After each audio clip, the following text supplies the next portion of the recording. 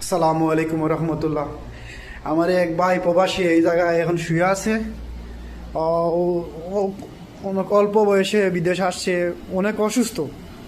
On- Jubail ভাই, আরে ভাই আপনার কি হয়েছে ভাই? আরে ভাই আপনার কি হয়েছে ভাই?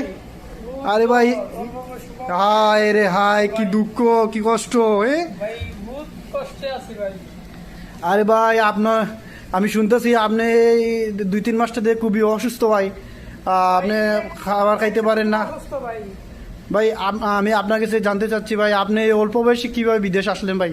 ভাই কি করবো ভাই, ঘরে বের ঘরে সন্তান, অনেক কষ্ট করে আইলাম। 5 লাখ টাকা ঋণ করে দলাল বন্ধ করে আইলাম। আজ কিন্তু 6 মাস হয়ে গেলে অনেক টাকা পয়সা পাই নাই, দালালের টাকা পয়সা দেয় নাই। আসি ভাই বড় বিপদ, জ্বর টানটা কাশি, আসি বড় রিস্ক ভাই। ভাই এই আপনি যে কোম্পানিতে আসছেন, মানে এই আপনাকে কি ডাইরেক্ট বলে আনছে?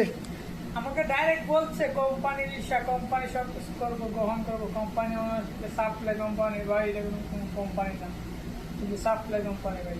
হ্যাঁ, এরকম বলে আনছে। মানে আপনার টোটাল কয় লাখ টাকা লাগছে বিদেশ আসতে? টোটাল প্রায় 4,80,000 টাকা লাগছে ভাই। তো এই টাকাটা ভাই আপনি কিভাবে কি করলেন? আপনি এই আপনার আপনার বাসাতে আব্বু আম্মু সবাই কি আছে?